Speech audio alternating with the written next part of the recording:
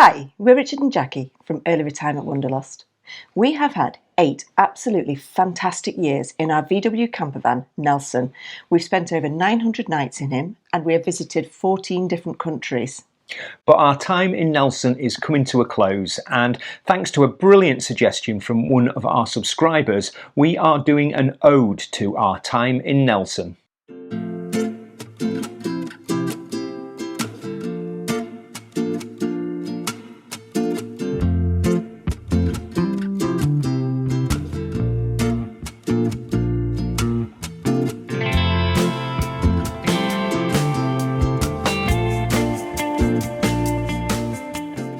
We really wanted to film all of this video actually in Nelson, but the weather in the Dales has just been vile for the last 3 days. It's chucked it down and we haven't had a chance to get out there, and we need to get it done quite urgently now. Yeah, we're under a little bit of time pressure because tomorrow we are picking up our new van, which is obviously such an exciting opportunity. Yeah. We can't explain how excited we are. We haven't had a new van for over 8 years. We've only ever had that new van feeling once, and we can guarantee we are just as giddy now as we were when we first got our hands on Nelson.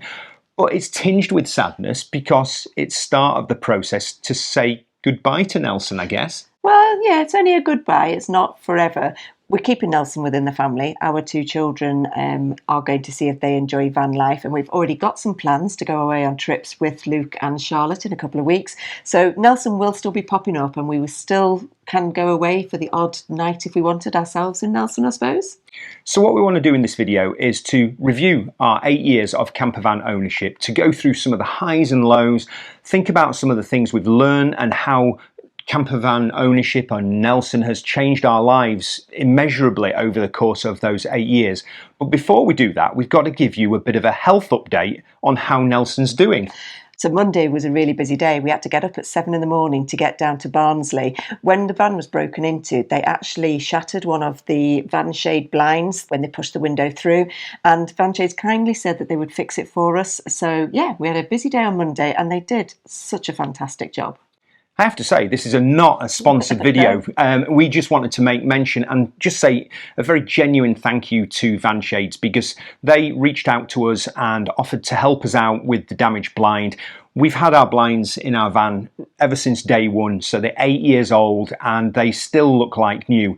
For me, it was an amazing opportunity to go down and meet the guys at the factory. They showed me around the full production run. They produce everything to do with their amazing product, but the thing that struck home to me was it's quite rare when you go to a company and every single employee is absolutely passionate about their product that they produce. They want to know about where Nelson had been, and they were really proud at how well he'd handled the break-in and everything, and they just wanted to get him fixed for us. So Van Shades, thank you very much. They are a great product, and it's only a shame that we can't have them in our new van. No, but Nelson is now fit and ready to be handed over to the kids. I think the thing that most of you are probably wanting to know, though, is where has been our favourite places that we've ever been to in Nelson out of all those 14 different countries.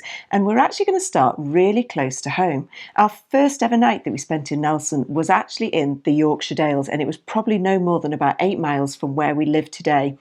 We stayed at the Old Hill Inn, which is just by the Ribblehead Viaduct, and we just had the most amazing time. It was in February and it was snowing. There was snow all on the hills, and we just explored the Dales and then we went up to the coast. It was fab.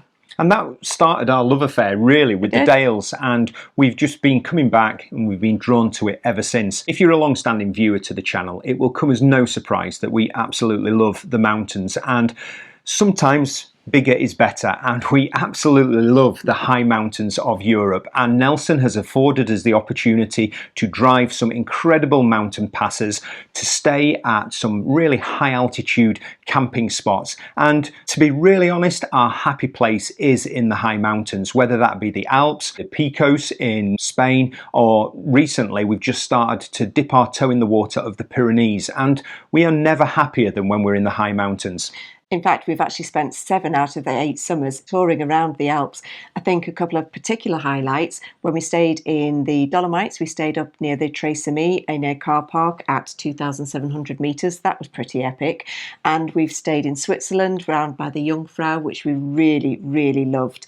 There are just so many places, you can't name them all. No, and owning Nelson has afforded us the opportunity to fill a lifelong bucket list activity of being basically ski bums for seasons. And over the course of the last 3 years, when we've been early retired, we've taken Nelson out, we've lived in the Alps in the winter and had just a fantastic time indulging ourselves in mini ski seasons so that we can just really enjoy our time in that wild and wonderful place. But it's not all been about the huge mega trips into Europe. We've had some fantastic trips within the UK as well. Since we've had Nelson, we've discovered a love and a passion for Scotland. We'd only ever been to places like Edinburgh and maybe St Andrews before we bought Nelson.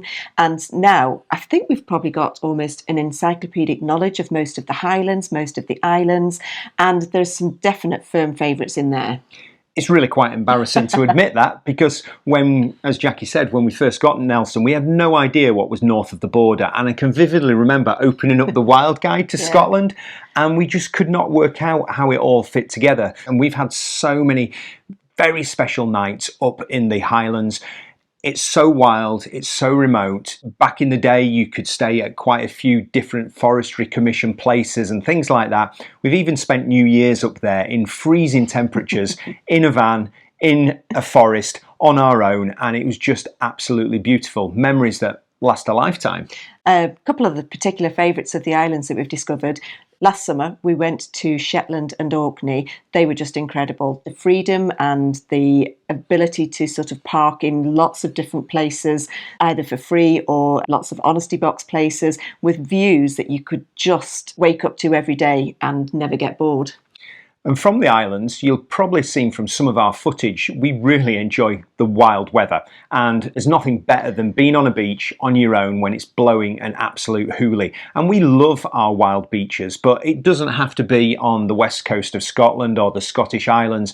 We absolutely love Pembrokeshire for its wild and rugged coastline. And then obviously there's the old classic of the southwest. Yeah, you might have seen the trip that we did when we went through Devon, Dorset and Cornwall, rediscovering some of our favourite places that we used to take the children when we went camping, and actually discovering for the first time some of our new favourite places that we can't wait to return to. And then more recently, over the course of the last couple of years, we've just started exploring Spain and Portugal, and it feels like we've just scratched the surface on those two amazing countries.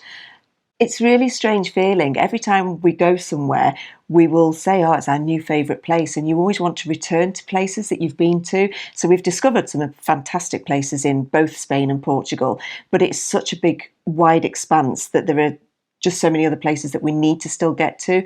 We're slowly making our way down the coast a bit further after our 2 trips. But we are getting better at slower travel, and rather than just blasting around, we know that we've got a lifetime of travel ahead of us, so we're just going to take it slowly, immerse ourselves in those communities. But yeah, Spain and Portugal have definitely left a little mark on our heart. However, our number one destination, I think we're both in agreement of this, in Europe is Slovenia. We've been there maybe 3 or 4 times in Nelson over the years. We first discovered it the second summer we ever had Nelson, and it took us a couple of years to get back there. We went into the Triglav National Park. It is just stunning. The rivers and the colour of the waters are just beautiful. The people were just so welcoming and friendly. The hiking is incredible. I just can't say enough about it. It's just beautiful. We have had quite a few questions over the years from our community, how we've maybe changed the way that we travel over the 8 years with Nelson. We do vividly remember the first trip we ever did into Europe for 6 weeks. We had every single campsite booked and we were moving on every 2 days. And we did discover that that was very tiring. You had to keep moving. You couldn't change with the weather. And we were just exhausted, I think, because we just never seemed to stop. So we have changed the way that we plan our trips since then. Yeah, and we don't really plan them. No, basically. We know how long we're going for, we know the start point and we know the finish point, and we always have our ferries booked for insurance reasons. But apart from that, we then tend to just drift, and we're quite happy to do that, and we're getting better at that. It does help that we're now travelling out of high season, so we're not so worried about not being able to get into places. I suppose when we first had Nelson, we were still teaching and we had to go in July and August, and it is really busy. And like I said earlier, it's not all about the big European trips.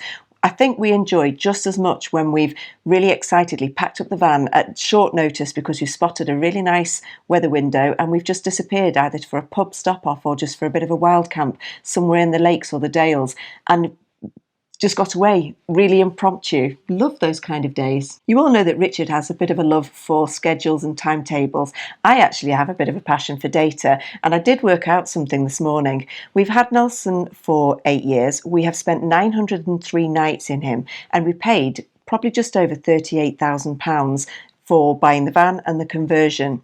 I divided that 38,000 by our 903 nights, and it's about £42 a night that Nelson has cost us. Now, that's if Nelson wasn't worth anything at the end now. We think Nelson's possibly worth about £15,000. So when we worked out a new statistic of dividing the 903 by 23,000, £25 a night is what Nelson's cost us to get away. Obviously, fuel and campsites will add to that. But how amazing is that? He's given us all those experiences for £25 a night. And it didn't make it feel much better in the start, because obviously buying a camper van at any point in your life is a big investment. And those first few nights where we were dividing that total investment by 3 nights, we thought, oh no, this is such a commitment. But he has literally changed our lives in terms of being able to get out and see places that we could never have afforded to go to. Yep, and there's another thing that we've really loved about Nelson. He's been our spare bedroom, whether that be on our drive here and we have family coming to stay because we only live in a 2 up, 2 down. So he's always been the spare bedroom when the kids come. But it's also our travelling spare bedroom when we go and stay with family. The amount of nights that we've actually spent just on different people's drives probably has added up. Yeah, a VW size camper van is really flexible and versatile. I used it as my daily drive, so I commuted to work every day in it, and the VW definitely drives like a car. I'm not sure about how I'm going to cope, because from what people are saying from the community and on the forums, that stepping up to a Fiat Ducato is a little bit more van-like in driving. So I've really enjoyed driving Nelson. He is so easy to drive, and on the mountain passes he's so fun to drive. He'll pretty much go anywhere. He's not 4x4, and we haven't gone down the swampy route of big tyres and things like that. But in terms of where we've wanted to take him, he's always felt a comfortable drive and has got us there safely. I think we have shared this with you before in one of our other videos. When we first bought Nelson, we bought ourselves a little scrapbook, and for the first 5 years before we early retired, we kept a really detailed information of every single trip that we went to. We printed off all the little photos, and sometimes we printed maps to go with it. So we've got a really gorgeous record of everywhere that we went. Unfortunately, once we early retired, we were just going away so much and our printer died on us, and we just never bought a new one, that we never kept the book up. But what we do still do is keep a spreadsheet so that we know exactly where we've been for all those 900 nights in Nelson. And I guess what we're doing now through YouTube is just documenting our adventures within the camper van, but just not printing them off and scrapbooking them. When we were working, it was great therapy during the course of the week to just work on the scrapbook and remind yourself of what a great time you do have in your camper van.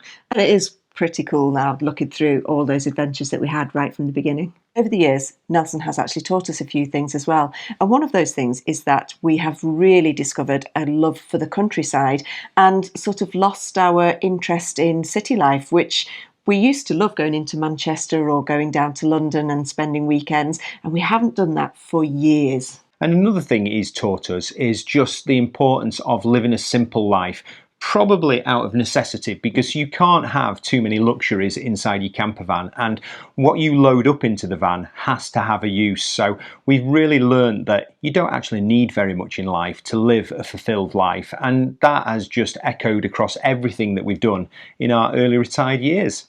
Probably because when we first bought this house, we lived in Nelson for 14 weeks, and I think we did realise when we move into the house, you don't need all of the stuff that we had in our lockup. So yeah, it gave us a a mindset to declutter. And I think twinned with that mindset shift, Nelson has definitely shown us the value of just slowing down. When we first started our campervan adventures and we were working, we had to squeeze everything into holiday times. And I think in those early days, everything was quite frenetic. Whereas now we're in early retired life, we can slow down and we're really discovering the joys of just meandering around, discovering places. And if we like a place, we'll stay there. Our good times in Nelson aren't always just when it's really nice and hot weather and perfect conditions. We've got some great memories of some of the most shocking weather that we've been in. A couple of things that really stick out in my mind. One was when we did the North Coast 500 in a February and it was absolutely blowing a hoolie. There was a storm came in and we had to hunker down by the side of a toilet block in Old Moorshore. And I can remember staying up all night thinking, oh my goodness, we're going to get blown over. But I also just remember the adventure of it all and the excitement of the next day going onto the beach with all the stormy weather. And then there was another trip we went on to the Lake District where I think probably for 2 or 3 days it rained solidly, but rather than giving up, we just actually made the most of it. We bought loads of cake and just had tea, coffee, cake, watched lots of TV, and it was just really cosy. And linked with that idea of imperfect weather, one of the things Nelson's taught us is the importance of just getting out there and travelling. Things might not be perfect, and it doesn't matter whether you've got a perfect van set up, whether you've got a luxury van set up, or whether you are literally getting out there and staying under canvas. The important thing that he's taught us is just getting out there and exploring and adventuring. We've loved the community that we found out there to do with van travel as well. A lot of that may be due to our YouTube and doing a lot of the van life stuff on YouTube, but just when you go to campsites, as long as you are open to starting conversations with perfect strangers when you're washing up, it is a really, really friendly community out there.